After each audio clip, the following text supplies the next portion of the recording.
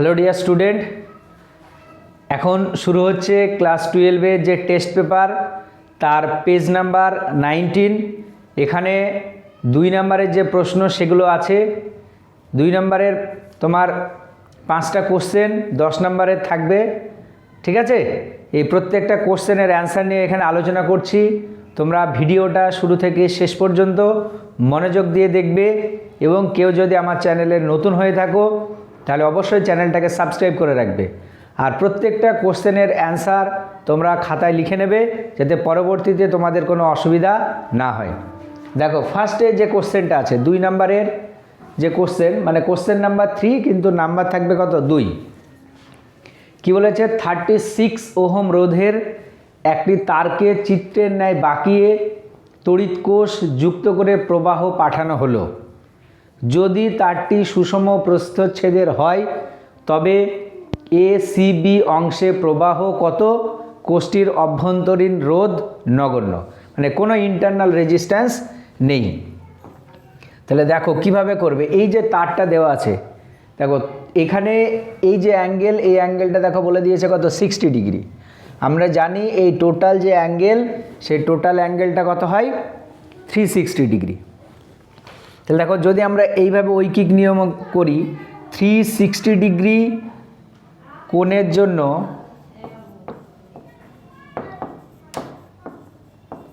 রোধ, এটা সমান কত? 36 ওহম। তাহলে এখানে 1 ডিগ্রি কোণের জন্যে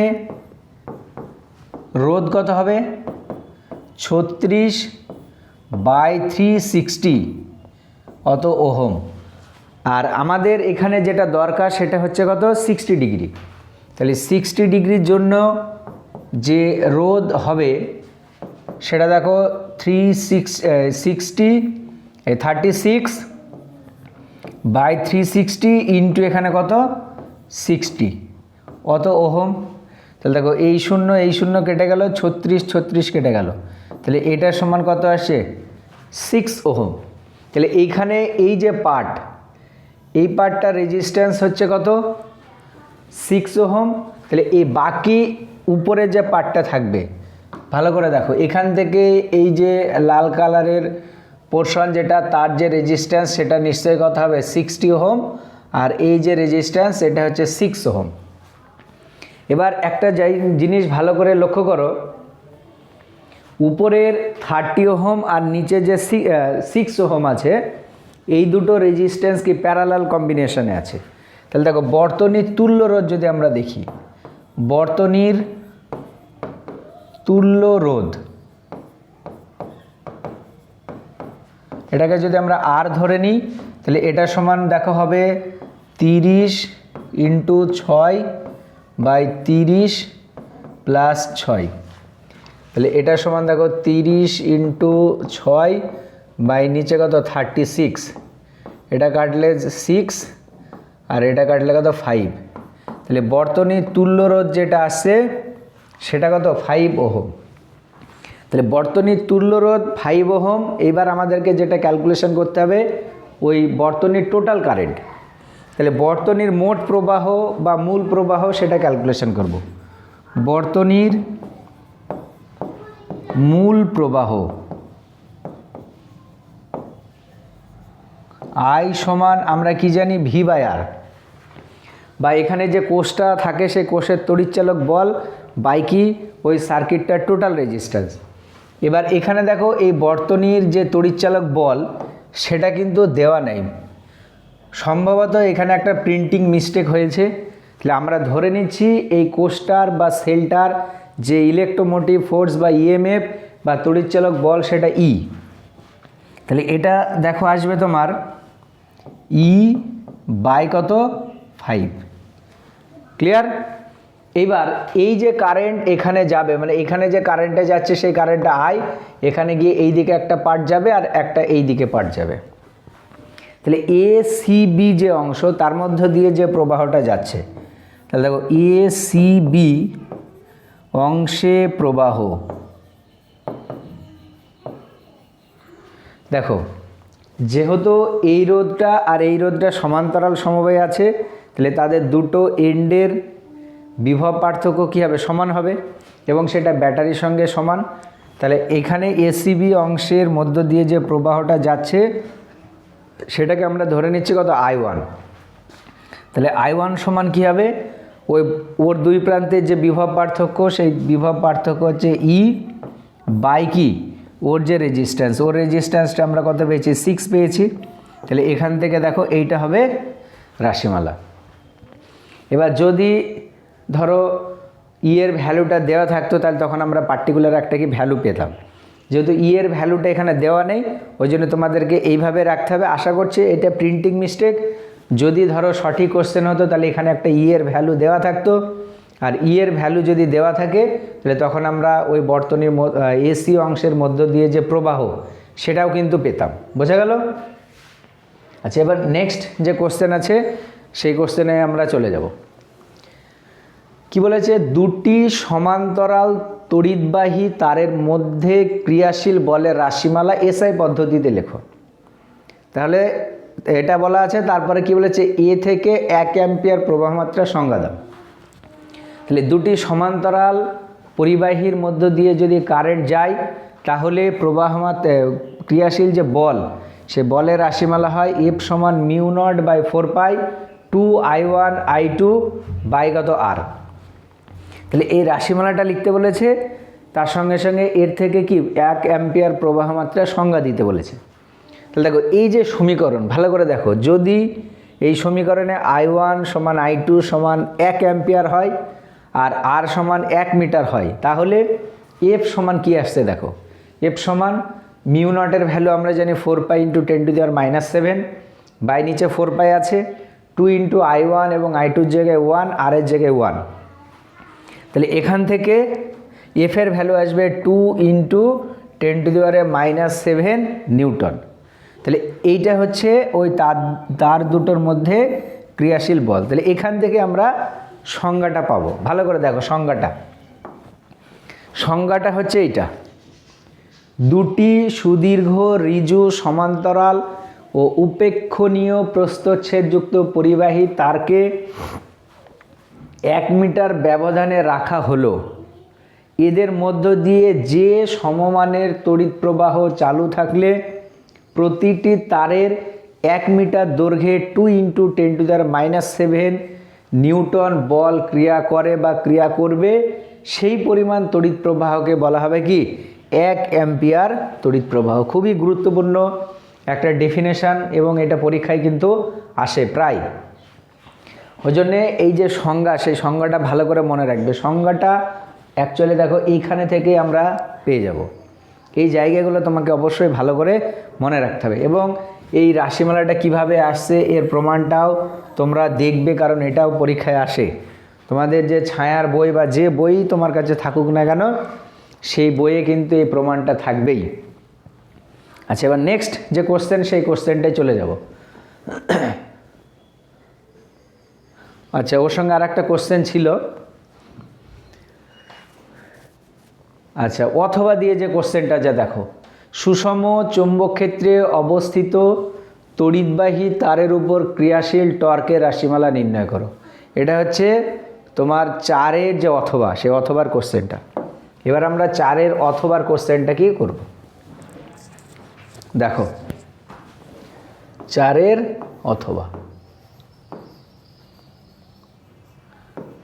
সুষম চৌম্বক ক্ষেত্রে একটা তড়িৎবাহী তারের উপরে ক্রিয়াশীল টর্ক। অ্যাকচুয়ালি তড়িৎবাহী তারের না, তড়িৎবাহী পরিবাহী কুণ্ডলীর উপরে কি টর্ক প্রযুক্ত হয়। ভালো করে দেখো, আমরা এখানে একটা চুম্বকের এইদিকে নর্থ মেরু নিলাম আর এখানে একটা চুম্বকের বা ম্যাগনেটের সাউথ মেরু বা সাউথ পোল নিলাম। এর মাঝখানে একটা আমরা আয়তাকার কি কুণ্ডলী নিলাম। এই আয়তাকার কুণ্ডলী, তার মধ্যে ধরো কারেন্ট ফ্লো করছে। আচ্ছা, আর একটা জিনিস, এইদিকে যেহেতু নর্থ আর এইদিকে সাউথ আছে তাহলে এখানে কি হবে, একটা, তাহলে দেখো এখানে যে চৌম্বক ক্ষেত্রটা থাকবে নর্থ থেকে সাউথ, সেই চৌম্বক ক্ষেত্রটা সুষম চৌম্বক ক্ষেত্র হবে। আমরা জানি যে চৌম্বক ক্ষেত্রের ডাইরেকশন বা অভিমুখ সেটা সব সময় নর্থ থেকে সাউথের দিকে হয়। এখানে চৌম্বক ক্ষেত্রের যে অভিমুখ সেটা নর্থ থেকে সাউথ। সেই চৌম্বক ক্ষেত্রের মধ্যে এরকম একটা কি আয়তাকার কুণ্ডলী আছে। আমরা ধরে নিচ্ছি আয়তাকার কুণ্ডলীটার দৈর্ঘ্য এল আর প্রস্থ যেটা সেটা হচ্ছে বি। এবার এই আয়তাকার কুণ্ডলীর মধ্য দিয়ে কি হচ্ছে, কারেন্ট ফ্লো করছে। সে কারেন্ট যেটা ফ্লো করছে সেটাকে আমরা ধরে নিচ্ছি কত, আই। এর আগে আমরা দেখেছি থিওরিতে যে যদি কোনো একটা তারের মধ্য দিয়ে কারেন্ট ফ্লো করে এবং সেই তারটা যদি ম্যাগনেটিক ফিল্ডের মধ্যে থাকে, তাহলে সেই তারের মধ্যে কি হয়, একটা ফোর্স অ্যাপ্লাই হয়। সেই ফোর্সের রাশিমালাও আমরা জানি, সেটা হচ্ছে এফ সমান BIL অর্থাৎ বিল। তাহলে এখানে দেখো এই যে তার, এই তারটাকে আমরা এইভাবে নাম দিয়ে দিচ্ছি, এটা এ, এটা বি, এটা সি, ডি। তাহলে ABCD একটা আয়তাকার কি কুণ্ডলী, যার মধ্য দিয়ে আই পরিমাণের তড়িৎ প্রবাহিত হচ্ছে, যেটা একটা সুষম চৌম্বক ক্ষেত্রের মধ্যে অবস্থিত। এভাবে তোমাদেরকে লিখতে হবে নিজের ভাষায়। এবার দেখো তাহলে AB যে তারটা আছে তার উপরে কি ফোর্স অ্যাপ্লাই হবে, এদিকে CD যে তারটা আছে তার উপরে কি ফোর্স অ্যাপ্লাই হবে। এবার ফোর্স যেটা আমরা জানি সেটা হচ্ছে কি ভেক্টর কোয়ান্টিটি, তাহলে নিশ্চয়ই তার কি থাকবে, একটা ডাইরেকশন বা অভিমুখ থাকবে। সেই অভিমুখটা জানা যায় ফ্লেমিং লেফট হ্যান্ড রুলস বা ফ্লেমিংয়ের বাম হস্ত নিয়মের সাহায্যে। তাহলে সেটা কি ছিল, বাম হাতের বৃদ্ধাঙ্গুলি তর্জনী এবং মধ্যমাকে যদি সমকোণে রাখা হয়, তর্জনী চৌম্বক ক্ষেত্রের অভিমুখ, মধ্যমা তড়িৎ প্রবাহের অভিমুখ নির্দেশ করে। তাহলে বৃদ্ধাঙ্গুলিটা ওই তারের উপরে যে বলটা প্রযুক্ত হবে তার অভিমুখ নির্দেশ করবে। তাহলে এখানে দেখো ম্যাগনেটিক ফিল্ড এই দিকে, কারেন্ট যাচ্ছে এইভাবে। তাহলে এখানে দেখো বুড়ো আঙুল যেটা সেটা কি আসছে, এই তল যেটা, সেই তলের রেসপেক্টের নিচের দিকে থাকছে। তাহলে এখানে তলের রেসপেক্টের নিচের দিকে কী হবে, একটা ফোর্স অ্যাপ্লাই হবে। সেই ফোর্সটা হবে কত, BIL। ক্লিয়ার? ঠিক একই রকমভাবে এখানে যদি তুমি ফ্লেমিংয়ের লেফট হ্যান্ড রুলস অ্যাপ্লাই করো, তাহলে CD অংশে যে ফোর্সটা অ্যাপ্লাই হবে সেটা হচ্ছে কোন দিকে, উপরের দিকে। এটাও কি হবে, BIL হবে। তাহলে এখানে এই যে আয়তাকার কুণ্ডলী, তার উপরে সমান এবং বিপরীতমুখী কি হচ্ছে, বল প্রযুক্ত হচ্ছে। তাহলে যখনই এই আয়তাকার কুণ্ডলীর উপরে সমান এবং বিপরীতমুখী বল প্রযুক্ত হবে, তখন এই আয়তাকার কুণ্ডলীটা এভাবে ঘুরবে। আর ঘুরছে মানে কি, তার উপরে কি টর্ক প্রযুক্ত হচ্ছে। সেই টর্কের রাশিমালা দেখো, তাহলে এখানে টর্ক যেটা প্রযুক্ত হচ্ছে টাউ। টর্ক কাকে বলে, ওই যে দুটো ফোর্স কাজ করছে, সেই দুটো ফোর্সের মধ্যে যে কোনো একটা ফোর্সের মান এবং তাদের মধ্যবর্তী যে দূরত্ব তার গুণফল। তাহলে ফোর্স যেটা, সেই ফোর্সটা হচ্ছে BIL, আর এই বল যে দুটো কাজ করছে তাদের মধ্যে যে দূরত্ব, সেই দূরত্বটা হচ্ছে কত, B। এবার যদি ধরো এই যে আয়তাকার কুণ্ডলী আমরা যেটা নিয়েছি, এই আয়তাকার কুণ্ডলীটাকে আবার বলা হয় কি আর্মেচার। এবার ওই আর্মেচারে যদি ধরো N নাম্বার অফ টার্নস থাকে, তাহলে তখন এখানে কি হবে, একটা N দিয়ে গুণ হয়ে যাবে। ঠিক আছে? তাহলে আলটিমেট এটা দেখো BI। এবার দেখো L ইন্টু B। এলটা কি, এর লেন্থ, আর বিটা হচ্ছে কি ব্রেথ বা প্রস্থ। তাহলে দৈর্ঘ্য ইন্টু প্রস্থ মানে সেটা আমরা জানি কি ক্ষেত্রফল হয়। তাহলে এখানে ক্ষেত্রফলকে A দ্বারা প্রকাশ করলাম, ইন্টু হচ্ছে N। তাহলে টর্ক টাউ এটা সমান হচ্ছে BINA। এটা হচ্ছে টর্কের রাশিমালা। এবার এটা যদি তুমি ভেক্টর রূপ দেখো, টাউ ভেক্টর, এটা সমান হচ্ছে IN into A cross B। এটা হচ্ছে টর্কের রাশিমালা, এটাই ক্যালকুলেট করতে বলেছে। তাহলে এইভাবে লিখবে এটা, যে ধরি ABCD একটা আয়তাকার কুণ্ডলী, যেটি একটি সুষম চৌম্বকক্ষেত্র B এর মধ্যে অবস্থিত। ওই আয়তাকার কুণ্ডলীর দৈর্ঘ্য A এবং প্রস্থ B। ওই আয়তাকার কুণ্ডলীর AB এবং CD অংশে সমান এবং বিপরীতমুখী বল প্রযুক্ত হবে, অর্থাৎ ওর উপরে কি একটা টর্ক প্রযুক্ত হবে। সেই টর্ক টাউ সমান এটা, এইভাবে তখন লিখতে হবে।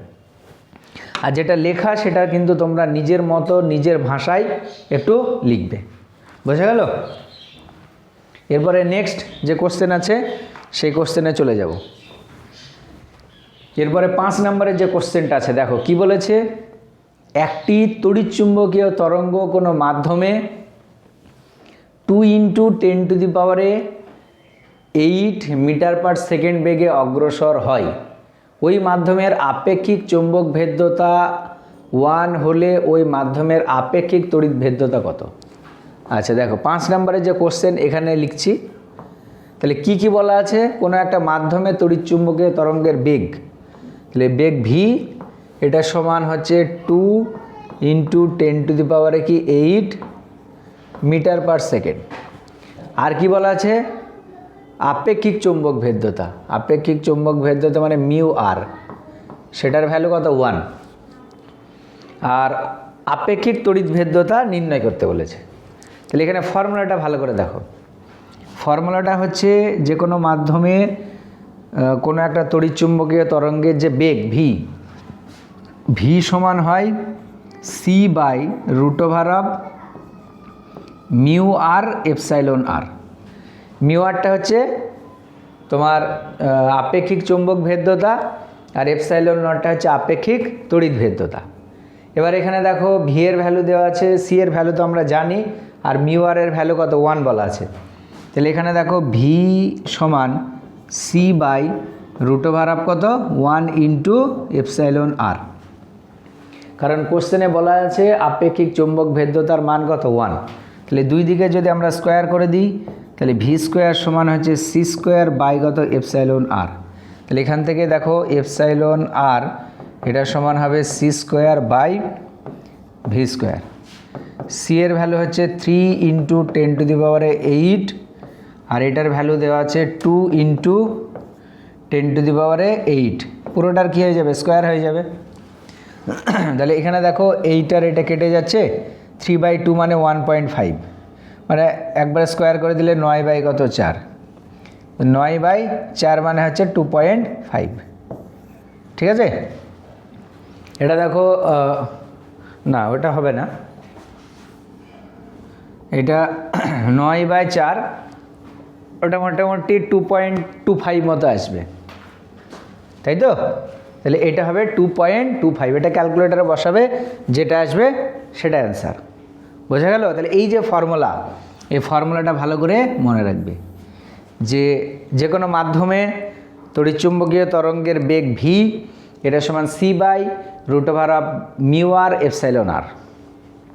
আচ্ছা নেক্সট যে কোশ্চেনটা আছে দেখো 5-এর অথবা কি বলেছে দেখো, λ1, λ2, λ3 তরঙ্গ দৈর্ঘ্যের 3টি তরঙ্গ এর মধ্যে λ1 জল জীবাণুমুক্ত করতে ব্যবহৃত হয়, λ2 টিভি যোগাযোগ ব্যবস্থায় ব্যবহৃত হয়, λ3 ভূপৃষ্ঠ গরম রাখতে উল্লেখযোগ্য ভূমিকা নেয়। তড়িৎচুম্বকীয় বর্ণালীতে তরঙ্গ 3টিকে শনাক্ত করো, এদের তরঙ্গ দৈর্ঘ্যের নিম্ন ক্রমে সাজাও। নিম্ন ক্রম মানে বড় থেকে ছোট, মানে ক্রমেই নিম্ন হবে। আচ্ছা ফার্স্টে যেটা দেখো বলেছে λ1 যেটা, সেটা জীবাণুমুক্ত করতে কাজে লাগে। তাহলে জীবাণুমুক্ত করতে কাজে লাগে সেটা হচ্ছে ইউভি রে, আলট্রাভায়োলেট রে। তাহলে λ1টা কী হবে? ইউভি রে বা অতিবেগুনি রশ্মি, যেটার তরঙ্গ দৈর্ঘ্যের পাল্লা হচ্ছে এইটা 4 × 10⁻⁷ থেকে 6 × 10⁻8 মিটার। λ2টা কী কাজে লাগে? টিভি যোগাযোগ ব্যবস্থায়। তাহলে এটা হচ্ছে কি? Radio wave. এটার তরঙ্গ দৈর্ঘ্যের পাল্লা হচ্ছে 10⁴ থেকে 0.1 মিটার। তারপরে যেটা আছে ভূপৃষ্ঠ গরম রাখতে উল্লেখযোগ্য ভূমিকা পালন করে, এটা হবে ইনফ্রারেড রে বা অবলোহিত রশ্মি, এবং তার তরঙ্গ দৈর্ঘ্যের যে পাল্লা সেটা হচ্ছে এইটা। তাহলে এখানে আমাদেরকে নিম্ন ক্রম মানে বড় থেকে ছোট, তাহলে সব থেকে বড় দেখো এইটা, তারপরে এইটা, তারপরে লাস্টে এইটা, এটা সব থেকে বড়। তার মানে হচ্ছে λ2 গ্রেটার দ্যান λ3 গ্রেটার দ্যান λ1, এটাই আসছে। λ2টা সব থেকে বড়, তারপরে হচ্ছে λ3, তারপরে λ1, এটা হচ্ছে নিম্নক্রম। বোঝা গেল? এবার আমরা নেক্সট যে কোশ্চেনটা আছে সেটাই চলে যাব। দেখো কি বলেছে, এক্স রশ্মি সম্পর্কিত মোজলে সূত্রটি লেখো। এক্স রশ্মি সম্পর্কিত মোজলে সূত্র, তাহলে দেখো মোজলে সূত্রটা হচ্ছে এইটা। কোনো মৌলের বৈশিষ্ট্যমূলক এক্স রশ্মি বর্ণালীর একটি চূড়ার কম্পাঙ্কের বর্গমূল মৌলটির পারমাণবিক সংখ্যার সমানুপাতিক। কম্পাঙ্কের বর্গমূলটা পারমাণবিক সংখ্যার সমানুপাতিক, অর্থাৎ কম্পাঙ্ক যদি নিউ হয় তাহলে এখানে দেখো রুট নিউ, এটা সমানুপাতিক কী হবে? জেড। রুট নিউ সমানুপাতিক জেড, এটা হচ্ছে মোজলের যে সূত্র তার ম্যাথামেটিক্যাল ইকুয়েশন। বোঝা গেল? তাহলে সূত্রটা ভালো করে তোমাদেরকে কী করতে হবে? মনে রাখতে হবে। নেক্সট যে কোশ্চেনটা আছে দেখো, এক্স রশ্মি নলে প্রযুক্ত ভোল্টেজ 1.24 মেগা ভোল্ট হলে উৎপন্ন এক্স রশ্মির সর্বনিম্ন তরঙ্গদৈর্ঘ্য হবে। এক্স রশ্মির সর্বনিম্ন তরঙ্গদৈর্ঘ্যের ফর্মুলা আমরা জানি, এটা দেখো টোটাল 2 নাম্বার, মোজলের সূত্রে 1 আর অঙ্কটা 1। তাহলে একবার এখানে লিখে দেবে আমরা জানি। দেখো এক্স রশ্মির ক্ষেত্রে আমরা কি দেখেছিলাম যে এইচ নিউ এটা সমান কি ছিল? দেখবে ইভি ছিল এইটা। তাহলে এখানে এইচ নিউ মানে আবার দেখে সি বাই ল্যামডা, তাহলে এই ল্যামডাটা এটা মিনিমাম হবে, এটা সমান ইভি। তাহলে এখান থেকে ল্যামডা মিনিমাম এটা সমান আসবে এইচ সি বাই কত? ইভি। তাহলে এখান থেকে এইচের ভ্যালু, তারপরে এটা হচ্ছে সি মানে আলোর গতিবেগ, ই মানে হচ্ছে ইলেকট্রনের আধান, আর ভি এর ভ্যালুটা বলে দিয়েছে। তাহলে এখান থেকে চলে আসবে ল্যামডা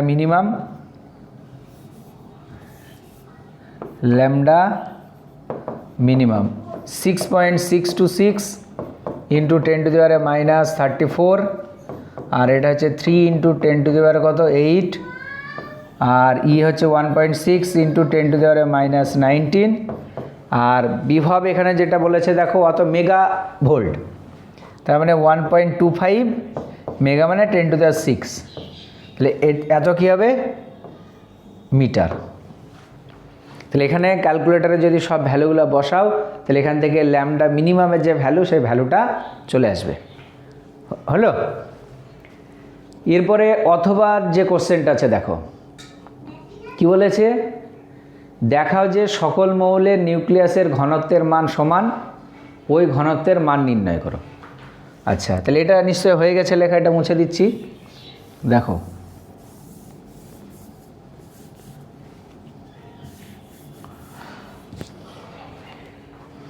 সকল নিউক্লিয়াসের ঘনত্বের মান সমান, তাহলে এখানে লিখবে আমরা জানি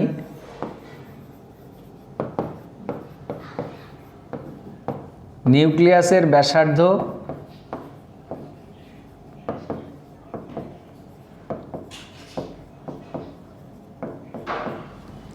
নিউক্লিয়াসের যে ব্যাসার্ধ সেটা যদি ক্যাপিটাল আর হয় তাহলে ক্যাপিটাল আর সমান R0 ইন্টু a⁴ 1/3। ঠিক আছে, এটা হচ্ছে নিউক্লিয়াসের ব্যাসার্ধের ফর্মুলা। এবার অতএব নিউক্লিয়াসের আয়তন,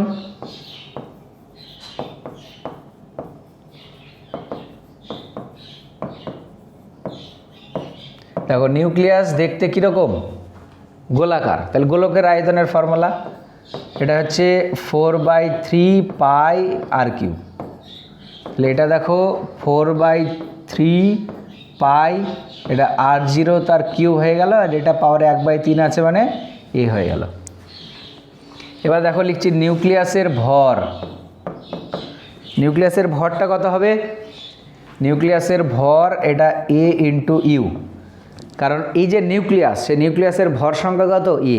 তাহলে এখানে পাশে এটা লিখে দেবে এ সমান হচ্ছে ভর সংখ্যা। ক্লিয়ার? এটা হচ্ছে ভর সংখ্যা।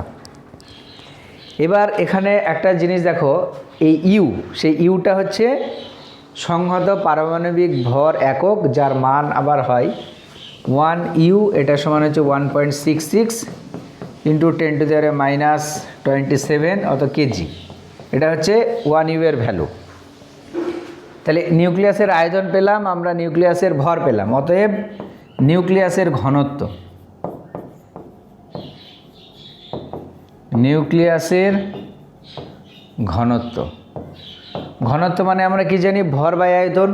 তাহলে ভরের জায়গায় এ ইন্টু ইউ, আর আয়তন তো এখানে আমরা পেয়েছি 4/3 পাই r0 তার কিউব ইন্টু এ কেটে গেল, তাহলে এটা সমান 3u বাই নিচে 4 পাই r0 তার কিউব। এবার আমরা কি করব, এখানে সব ভ্যালুগুলো বসাবো।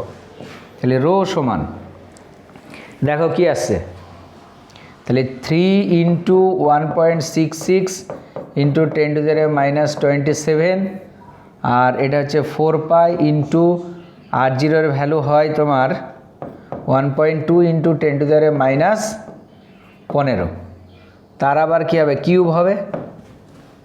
ঠিক আছে, তাহলে এই সব মানগুলো যদি আমরা বসিয়ে দিই, তাহলে এখান থেকে নিউক্লিয়াসের যে ঘনত্ব, সেই ঘনত্বটা কিন্তু পেয়ে যাব। তাহলে এই যে ক্যালকুলেশান, সেই ক্যালকুলেশান তোমরা অবশ্যই ক্যালকুলেটরে বসাও, তাহলে হয়ে যাবে। ঠিক আছে,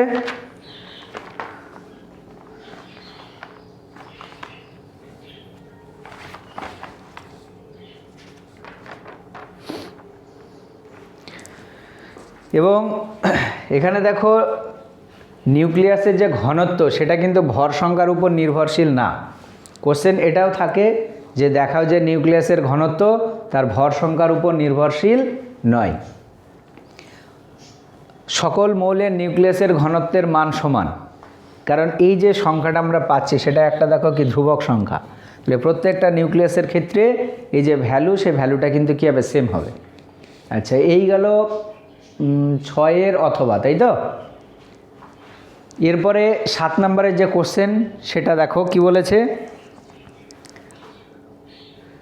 মডিউলেশন গুণাঙ্ক কাকে বলে, মডিউলেশন ইন্ডেক্স বা মডিউলেশন গুণাঙ্ক কাকে বলে, একে মডিউলেটেড তরঙ্গের সর্বোচ্চ ও সর্বনিম্ন ভোল্টেজ দ্বারা প্রকাশ করো। দেখো এখানে মডিউলেশন গুণাঙ্ক যেটা, তার যে ডেফিনেশান, সেই ডেফিনেশান হচ্ছে এইটা, বিস্তার বিরূপিত তরঙ্গে বাহক তরঙ্গের বিস্তার বিরূপক তরঙ্গ দ্বারা কি মাত্রায় পরিবর্তিত বা সংশোধিত হয়ে থাকে, তা যে মাত্রাহীন ধ্রুবকের দ্বারা পরিমাণগতভাবে বর্ণনা করা যায়, তাকেই বিরূপণ সূচক বলে বা মডিউলেশন ইন্ডেক্স বলে। সে মডিউলেশন ইন্ডেক্স, এখানে এটাকে MA দ্বারা যদি আমরা প্রকাশ করি, কোনো কোনো জায়গায় দেখবে বিটা দ্বারাও প্রকাশ করা হয়। আর একটা যেটা দেখো কোশ্চেনে বলেছে যে ভোল্টেজের সর্বোচ্চ ও সর্বনিম্ন মান দ্বারা কি প্রকাশ করতে, তাহলে যদি মডিউলেশন ইন্ডেক্স M হয়, MA, তাহলে তখন এটাকে এইভাবে লেখা যায় ভি ম্যাক্স মাইনাস ভি মিন, মানে ভি এর ম্যাক্সিমাম মান মাইনাস ভি এর মিনিমাম মান বাই হচ্ছে ভি ম্যাক্স প্লাস কত, ভি মিন। এটাই হচ্ছে সর্বোচ্চ ও সর্বনিম্ন ভোল্টেজের রেসপেক্টে মডিউলেশন ইন্ডেক্স বা মডিউলেশন সূচকের যে ম্যাথামেটিক্যাল ইকুয়েশান, সেই ইকুয়েশানটা ভালো করে মনে রাখবে। অনেক সময় এই যে ইকুয়েশান, এখান থেকে ম্যাথামেটিক্যাল প্রবলেমও কিন্তু করতে দেয়। আশা করছি প্রত্যেকটা কোশ্চেনের অ্যান্সার তোমরা খাতায় লিখে নিয়েছো। যদি কোনো জায়গায় তোমাদের বুঝতে অসুবিধা হয়, তাহলে সেটা অবশ্যই আমাকে কমেন্ট করে জানাবে। আর যে ক্যালকুলেশনগুলো বলা হলে, সেই ক্যালকুলেশনগুলো অবশ্যই তোমরা ক্যালকুলেটরে ঠিকঠাক ক্যালকুলেশন করবে, দিয়ে খাতায় লিখে নেবে। বোঝা গেল? আর আজকের ভিডিও এই পর্যন্তই।